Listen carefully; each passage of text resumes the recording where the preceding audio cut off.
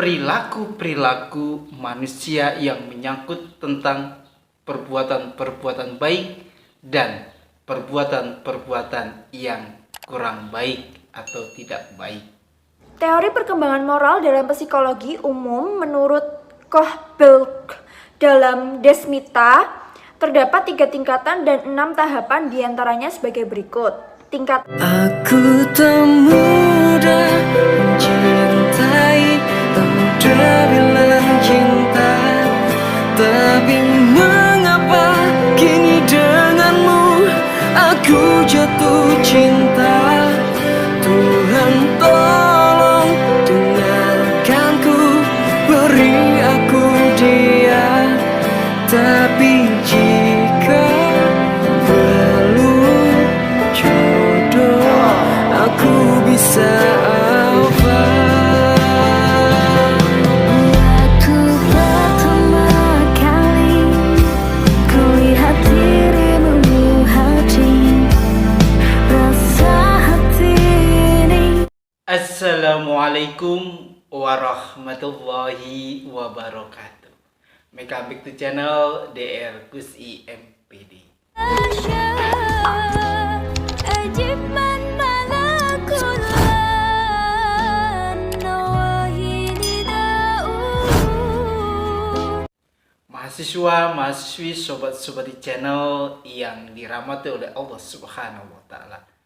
Di perkuliahan hari ini kita akan membahas tentang perkembangan moral remaja.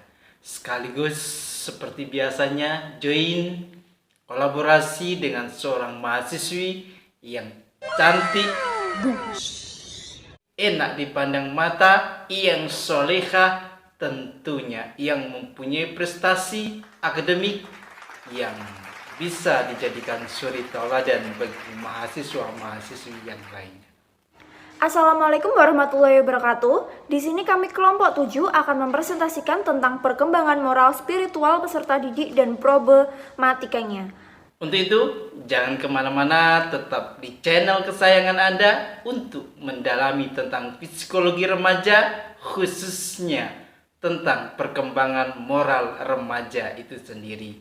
Dan bila mempunyai kelebihan rezeki, silakan membeli buku saya, yakni Psikologi Remaja, yang ditulis langsung oleh saya sendiri, Dr. Iwan Agus Supriyono MPD, dan juga sahabat saya, yakni Dr. Mualimin MPDI dari Universitas Lampung. Iya. Dan untuk harga tidak mahal, sesuai dengan saku. Itu langsung kita ke materi, cek cus.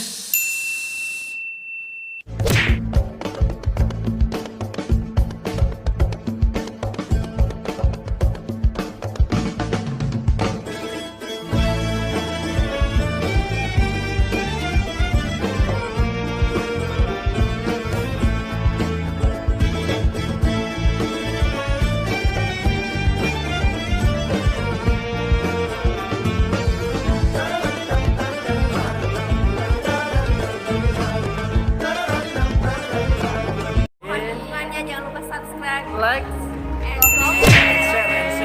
Jangan lupa share juga ya. Tekan tombol loncengnya. istilah moral itu berasal dari kata mos yang mempunyai arti atau makna adat istiadat, kebiasaan atau peraturan-peraturan yang terdapat di dalam kehidupan sehari-hari. Itulah moral. Sedangkan moralitas adalah merupakan kemauan untuk menerima dan melakukan peraturan-peraturan, nilai-nilai atau prinsip-prinsip moral itu sendiri. Jadi ada sedikit perbedaan antara moral dengan moralitas. Banyak kajian mengenai moral itu sendiri, sehingga beberapa item di diskusi diperdebatkan bagaimana moral itu sendiri menjadi sebuah pemikiran, perasaan, ucapan, dan perilaku-perilaku manusia yang menyangkut tentang perbuatan-perbuatan baik dan perbuatan-perbuatan yang kurang baik atau tidak baik. Jadi ketika kita bisa terima di lingkungan sekolah, di lingkungan masyarakat, di lingkungan remaja, di sekolah-sekolah, itu menandakan moralitas kita atau moral kita adalah moral yang baik. Begitu juga sebaliknya, bila kita tidak diterima di lingkungan sekolah, di lingkungan remaja, berarti moral kita dipertanyakan. Standar moral baik atau buruknya yang menentukan adalah sosial dari masyarakat itu sendiri. Sehingga dengan sosial masyarakat dapat menggambarkan, menjelaskan bahwasanya masyarakat satu dengan masyarakat yang lain tentu memiliki strata yang berbeda. Maka ketika kita di bumi Melayu, maka moral kita identik dengan religius keagamaan, yakni Islam. Itulah moral yang baik. Sedangkan di daerah-daerah lain yang mungkin tidak religius, maka sosial kemasyarakatan mempunyai standar yang berbeda. Maka biasa disebut di mana bumi dipijak, di situ langit dijunjung. Dan bila seseorang remaja sudah dikatakan tidak bermoral atau abnormal, maka mereka tidak bisa diterima di lingkungan sekolah maupun di lingkungan masyarakat karena mempunyai moral yang tidak sesuai dengan apa yang ada di lingkungan tersebut. Itu apa saja yang mempengaruhi tentang moral, kita dengarkan untuk presentasikan tugas kuliahnya berikut ini. Perkembangan moral dalam psikologi umum menurut Koch-Belk dalam Desmita terdapat 3 tingkatan dan 6 tahapan diantaranya sebagai berikut.